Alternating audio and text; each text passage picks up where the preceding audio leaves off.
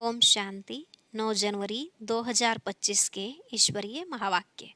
पहले सुनते हैं मुरली के मुख्य पॉइंट्स। बाबा ने कहा, अभी सबका अंतिम जन्म है, सबको हिसाब किताब चुकतू कर वापस जाना है। तुम जानते हो कि हम पुरानी दुनिया से निकल नई दुनिया में जा रहे हैं, जबकि बाप देह सहित सबका संन्यास कराते हैं, तो फिर औरों की देह से हम लगाव क्यों रखें? अगर कोई से लगाव होगा तो उनकी याद आती रहेगी। फिर बाबा ने कहा, देह अभिमान की बीमारी बहुत कड़ी है। अगर एक बाप की याद रहे तो देह अभिमान की बीमारी छूट जाए। कोई भी हालत में माया से अपने को बचाना है।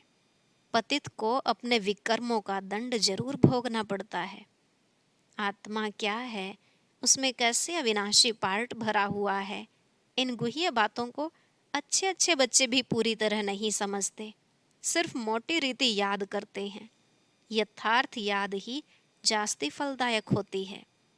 लास्ट में बाबा ने कहा, जब तक ब्राह्मण न बने, बाप का परिचय न मिले, तब तक वर्थ नोटा पैनी है।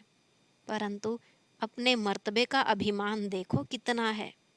पहले तो कर्मातीत अवस्था चाहिए, तभी ऊंच पद पा सकेंगे। विश्व का मालिक बनना कोई कम बात है क्या? अब सुनते हैं महावाक्यों को विस्तार से। बाबा ने कहा, मीठे बच्चे, तुम्हें विकर्मों की सजा से मुक्त होने का पुरुषार्थ करना है। इस अंतिम जन्म में सब हिसाब किताब चुकतू कर पावन बनना है। प्रश्न, धोखेबाज माया कौन सी प्रतिज्ञा तोड़वाने की कोशिश करती है? उत्तर, तुमने प्रतिज्ञा की है, कोई भी देहधारी से हम दिल नहीं लगाएंगे। आत्मा कहती है, हम एक बाप को ही याद करेंगे, अपनी देह को भी याद नहीं करेंगे। बाप देह सहित सबका संन्यास कराते हैं, परंतु माया यही प्रतिज्ञा तोड़वाती है। देह में लगाव हो जाता है। जो प्रतिज्ञा तोड़ते हैं उन्हें सजाएं भी बहुत खानी पड़ती हैं। गीत, तुम ही हो माता पिता तुम ही हो। ओम शांति। ऊंच ते ऊंच भगवान की महिमा भी की है और फिर ग्लानि भी की है। अब ऊंच ते ऊंच बाप खुद आकर परिचय देते हैं, और फिर जब रावण राज्य शुरू होता है तो अपनी ऊंचाई दिखाते हैं। भक्ति मार्ग में भक्ति का ही राज्य है, इसलिए कहा जाता है रावण राज्य। वह राम राज्य, यह रावण राज्य। राम और रावण की ही भेंट की जाती है। बाकी वह राम तो त्रेता का राजा हुआ, उनके लिए नहीं कहा जाता। रावण है आधा कल्प का राजा। ऐसे नहीं कि राम आधा कल्प का राजा है, नहीं, यह डिटेल में समझने की बातें हैं। बाकी वह तो बिल्कुल सहज बात है समझने की। हम सब भाई भाई हैं, हम सब का वह बाप एक निराकार है। बाप को मालूम है इस समय हमारे सब बच्चे रावण की जेल में हैं, काम चिता पर बैठ सब काले हो गए हैं। यह बाप जानते हैं, आत्मा में ही सारी नॉलेज है ना। इसमें भी सबसे जास्ती महत्व देना होता है आत्मा और परमात्मा को जानने का। छोटी सी आत्मा में कितना पार्ट नोंधा हुआ है जो बजाती रहती है। देह अभिमान में आकर पार्ट बजाते हैं तो स्वधर्म को भूल जाते हैं। अब बाप आकर आत्म अभिमानी बनाते हैं, क्योंकि आत्मा ही कहती है कि हम पावन बने। तो बाप कहते हैं, माँ में कम याद करो। आत्मा पुकारती है, हे परम पिता, हे पतित पावन, हम आत्माएं पतित बन गए हैं, आकर हमें पावन बनाओ। संस्कार तो सब आत्मा में है ना। आत्मा साफ कहती है, हम पतित बने हैं। पतित उनको कहा जाता है जो विकार में जाते हैं। पतित मनुष्य पावन निर्विकारी देवताओं के आगे जाकर मंदिर में उनकी महिमा गाते हैं। बाप समझाते हैं, बच्चे, तुम ही पूज्य देवता थे। 84 जन्म लेते लेते नीचे जरूर उतरना पड़े। यह खेल ही पतित से पावन, पावन से पतित होने का है। सारा ज्ञान बाप आकर इशारे में समझाते हैं। अभी सबका अंतिम जन्म है, सबको हिसाब किताब चुकतू कर जाना है। बाबा साक्षात्कार कराते हैं। पतित को अपने विकर्मों का दंड जरूर भोगना पड़ता है। पिछाड़ी का कोई जन्म देकर ही सजा देंगे, मनुष्य तन में ही सजा खाएंगे। इसलिए शरीर जरूर धारण करना पड़ता है। आत्मा फील करती है हम सजा भोग रहे हैं, जैसे काशी कलवट खाने समय दंड भोगते हैं, किए हुए पापों का साक्षात्कार होता है। तब तो कहते हैं क्षमा करो भगवान, हम फिर ऐसा नहीं करेंगे। यह सब साक्षात्कार में ही क्षमा मांगते हैं, फील करते हैं, दुख भोगते हैं। सबसे जास्ती महत्व है आत्मा और परमात्मा का। आत्मा ही 84 जन्मों का पार्ट बजाती है, तो आत्मा सबसे पावरफुल हुई ना। सारे ड्रामा में महत्व है आत्मा और परमात्मा का, जिसको और कोई भी नहीं जानते। एक भी मनुष्य नहीं जानता कि आत्मा क्या, परमात्मा क्या है। ड्रामानुसार यह भी होना है। तुम बच्चों को भी ज्ञान है कि यह कोई नई बात नहीं, कल्प पहले भी यह चला था। कहते भी हैं ज्ञान भक्ति वैराग्य, परंतु अर्थ नहीं समझते हैं। बाबा ने इन साधुओं आदि का संग बहुत किया हुआ है, सिर्फ नाम ले लेते हैं। अभी तुम बच्चे अच्छी रीति जानते हो कि हम पुरानी दुनिया से नई दुनिया में जाते हैं, तो पुरानी दुनिया से जरूर वैराग्य करना पड़े। इनसे क्या दिल लगानी है। तुमने प्रतिज्ञा की है, कोई भी देहधारी से दिल नहीं लगाएंगे। आत्मा कहती है हम एक बाप को ही याद करेंगे, अपनी देह को भी याद नहीं करेंगे। बाप देह सहित सबका संन्यास कराते हैं, फिर औरों की देह से हम लगाव क्यों रखें। कोई से लगाव होगा तो उनकी याद आती रहेगी, फिर ईश्वर याद आ न सके। प्रतिज्ञा तोड़ते हैं तो सजा भी बहुत खानी पड़ती है, पद भी भ्रष्ट हो जाता है। इसलिए जितना हो सके बाप को ही याद करना है। माया तो बड़ी धोखेबाज है, कोई भी हालत में माया से अपने को बचाना है। देह अभिमान की बहुत कड़ी बीमारी है। बाप कहते हैं अब देही अभिमानी बनो, बाप को याद करो तो देह अभिमान की बीमारी छूट जाए। सारा दिन देह अभिमान में रहते हैं, बाप को याद बड़ा मुश्किल करते हैं।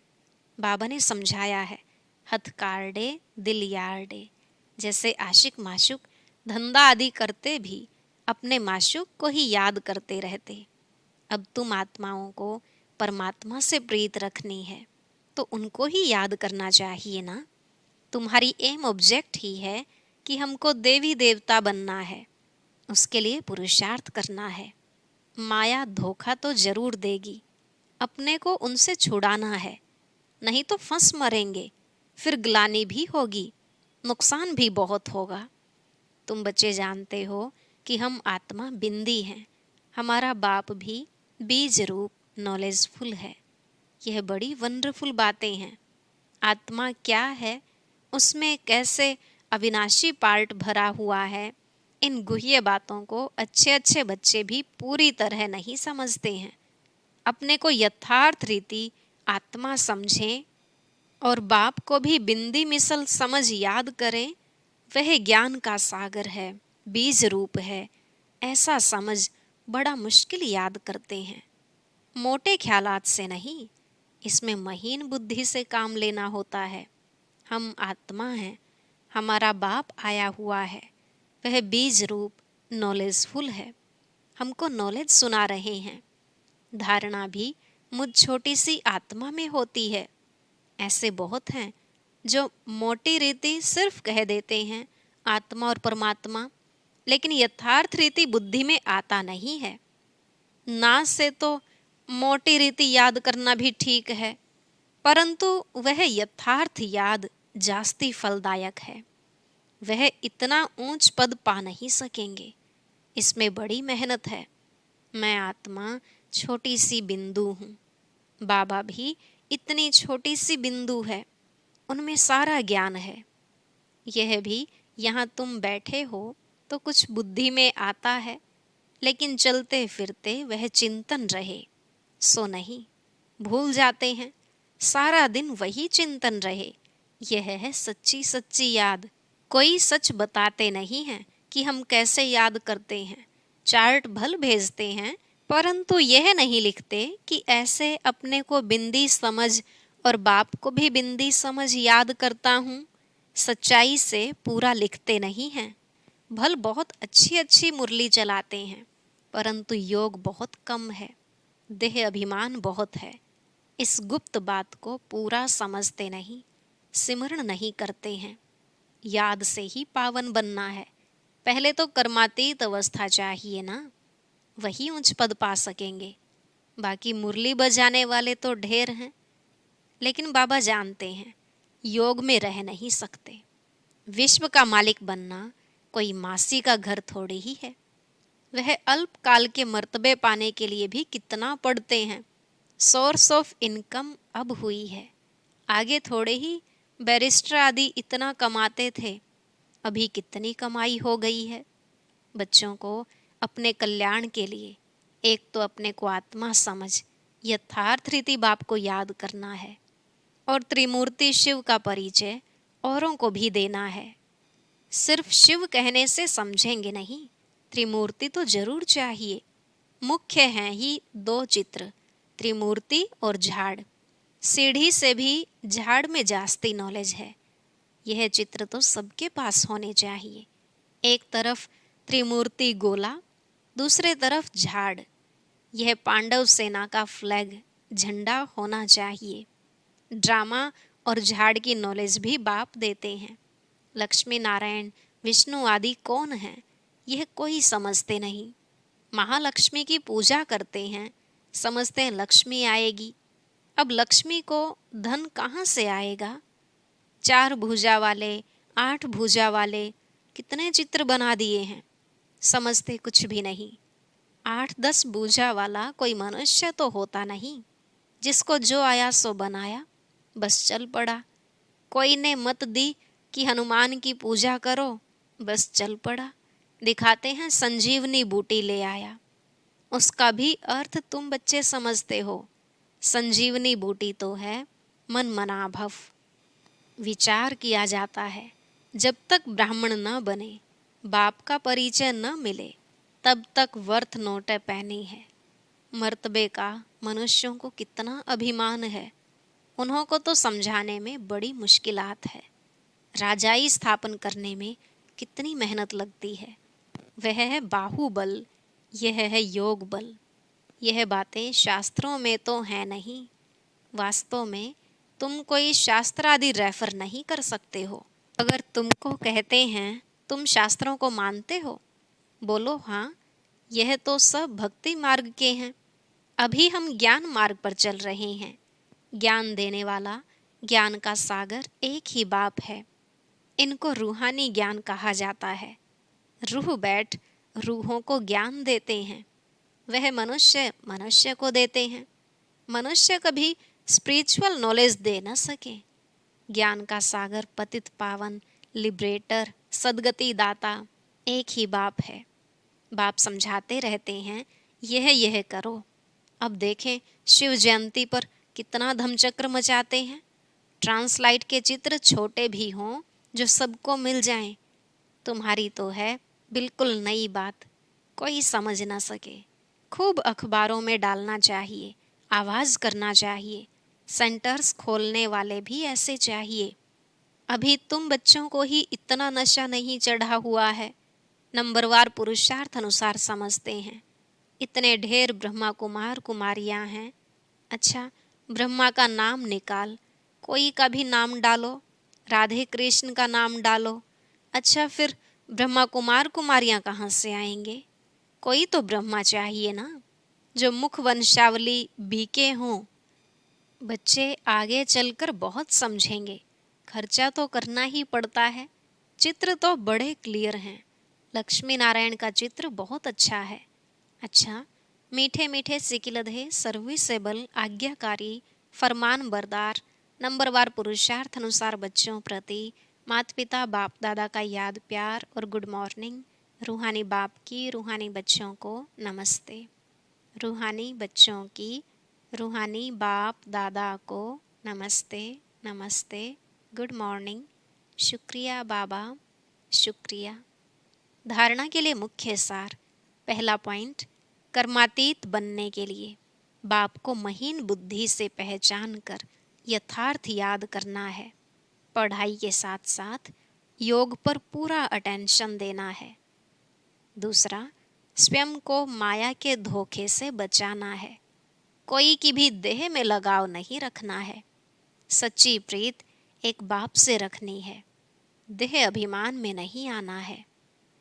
आज का वरदान, ब्रह्म मुहूर्त के समय वरदान लेने और दान देने वाले बाप समान वरदानी महादानी भव। ब्रह्म मुहूर्त के समय वरदान लेने और दान देने वाले बाप समान वरदानी महादानी भव। ब्रह्म मुहूर्त के समय विशेष ब्रह्मलोक निवासी बाप ज्ञान सूर्य की लाइट और माइट की किरणें बच्चों को वरदान रूप में देते हैं। साथ साथ ब्रह्मा बाप भाग्य विधाता के रूप में भाग्य रूपी अमृत बांटते हैं। सिर्फ बुद्धि रूपी कलश अमृत धारण करने योग्य हो, किसी भी प्रकार का विघ्न या रुकावट ना हो, तो सारे दिन के लिए श्रेष्ठ स्थिति व कर्म का मुहूर्त निकाल सकते हो। क्योंकि अमृत वेले का वातावरण ही वृत्ति को बदलने वाला होता है। इसलिए उस समय वरदान लेते हुए दान दो, अर्थात वरदानी और महादानी बनो। स्लोगन, क्रोधी का काम है क्रोध करना और आपका काम है स्नेह देना। क्रोधी का काम है क्रोध करना और आपका काम है स्नेह देना। अव्यक्त इशारे, अब स्व कल्याण का ऐसा श्रेष्ठ प्लान बनाओ जो विश्व सेवा में सकाश आप ही मिलती रहे। अभी उमंग उत्साह से अपने मन में यह पक्का वायदा करो कि हम बाप समान बनकर ही दिखाएंगे। ब्रह्मा बाप का भी बच्चों से अति स्नेह है, इसलिए एक एक बच्चे को इमर्ज कर विशेष समान बनने की सकाश देते रहते हैं। अच्छा, ओम शांति। अब आज का अव्यक्त इशारा और ज्ञान मोती भी अवश्य सुने।